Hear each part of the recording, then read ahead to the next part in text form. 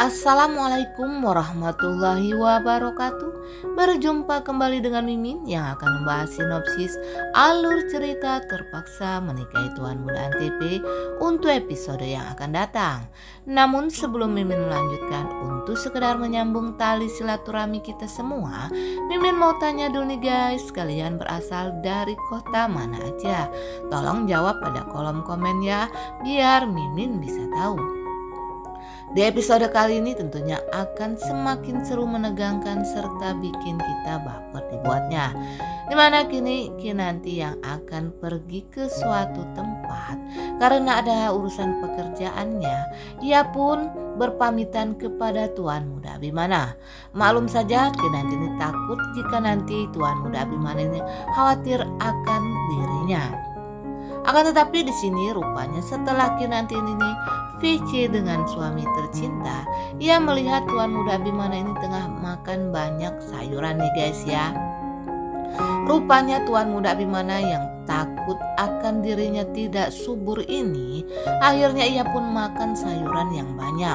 Pikir Tuan Muda Abimana ini adalah program agar ia tidak dikatakan mandul. Ia ingin dikatakan kalau dirinya subur nih guys ya. Tapi hal ini diam-diam ia lakukan untuk menjaga kesuburannya agar ia cepat mempunyai momongan nantinya bersama dengan Kinanti. Maklum saja setelah periksa dari dokter, Kinanti ini ternyata subur ya guys. Lalu Tuan Muda Abimana takut diperiksa karena jika ketahuan dan dirinya tidak subur, maka Tuan Muda Abimana akan malu. Maka dari itu Tuan Muda Abimana ini makan sayuran yang banyak sekali untuk menjaga kesuburan dirinya.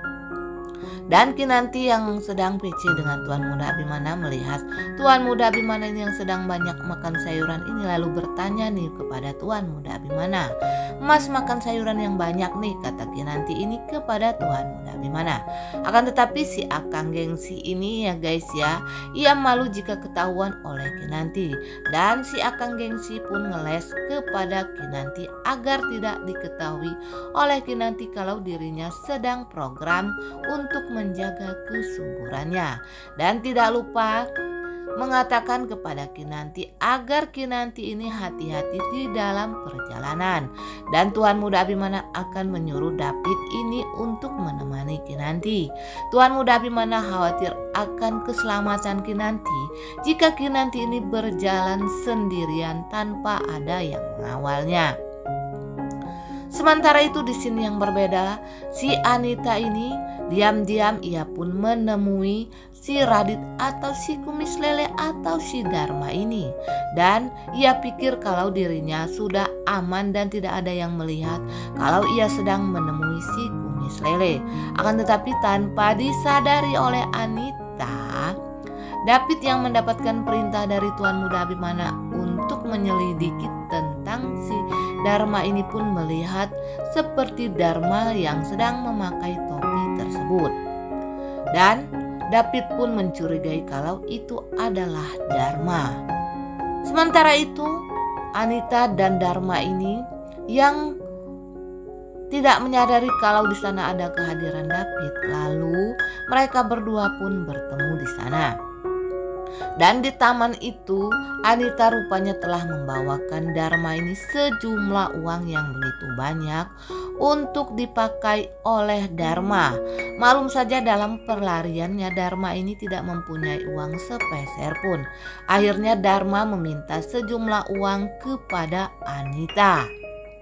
Dan setelah mendapatkan uang tersebut, akhirnya Dharma merasa senang sekali.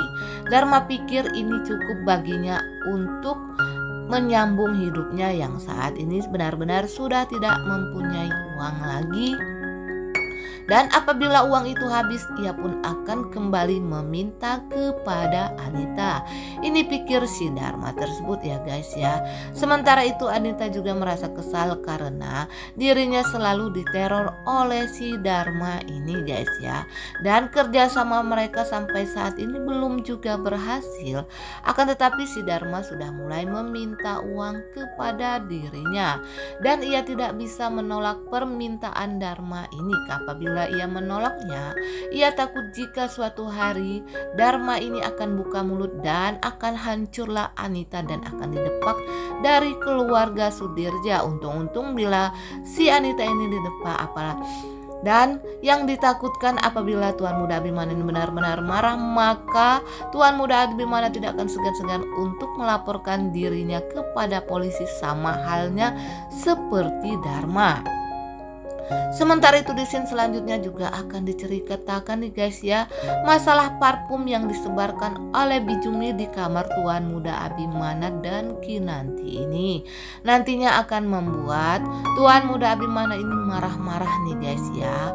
Aduh, Bijumi pasti kena sasaran kemarahan Tuan Muda Abimana lagi. Karena Tuan Muda Abimana setelah pulang ini ke kamar mereka, ia curiga dengan si Eyang Marta ini yang menyuruh agar ia segera masuk ke kamarnya. Pikir Tuan Muda Abimana ini ada apa nih di kamarnya sehingga Eyang Marta ini menyuruh agar Tuan Muda Abimana ini cepat-cepat masuk ke kamarnya nih guys. Dan benar saja, setelah Tuan Muda Abimana bersama dengan Kinanti, setelah Kinanti pulang dari perjalanannya, ia merasa kaget nih guys karena kamarnya Tuan Muda Abimana ini sudah bau apa ya guys ya, bau menyan gitu ya. Parfum, dibilang parfum, kenapa kayak gini baunya guys ya. Tentu saja Tuan Muda Abimana ini menebak tidak lain dan tidak bukan, ini adalah perbuatan si Eyang Marta dan Bijumi. Duh, pasti gaji Bijumi ini akan dipotong lagi oleh Tuan Muda Abimana nih guys. Kasihan ya Bijumi, selalu dipotong nih gajinya, padahal Bijumi ini menjalankan perintah saja. Sementara itu juga pada episode kali ini juga akan diceritakan nih guys ya, kalau Eyang Marta juga akan selalu menyuruh Tuan Muda Abimana ini agar segera mendapatkan momongan. Padahal Tuan Muda Abimana bersama dengan Kinanti ini juga benar-benar sudah menginginkan keturunan ya guys ya. Akan tetapi sampai saat ini belum tiba juga waktunya. Dan Tuan Muda Abimana ini sudah rela makan sayuran yang begitu banyak agar ia tetap subur nih guys. Akan tetapi yang namanya rezeki itu belum bisa datang kepada Kinanti dan Tuan Muda Abimana. Dan di scene berikutnya juga akan diceritakan kalau Tuan Muda Abimana yang mendapatkan laporan dari David kalau ia curiga melihat Dharma ini akan menyuruh David untuk menyelidiki di mana keberadaan Dharma saat ini, karena ia juga takut akan keselamatan keluarganya seperti dulu diteror oleh si Dharma. Dan David pun menjalankan perintah dari Tuan Muda Abimana. Nah guys, Mimin kira sampai di sini dulu. Apabila ada kekurangan dan kesalahan kata dari Mimin, Mimin mohon maaf. Dan mohon doanya agar sinetron kesayangan kita kali ini akan mendapatkan ranking 1 serta diperpanjang episodenya sampai dengan 1000 episode bahkan lebih. Nah guys, Mimin kira cukup sampai di sini dulu. Apabila ada kekurangan dan kesalahan kata dari Mimin, Mimin mohon maaf. Untuk kalian yang baru menemukan channel ini, jangan lupa tekan tombol subscribe dan nyalakan lonceng notifikasinya agar kalian tidak ketinggalan info terbaru dari Mimin.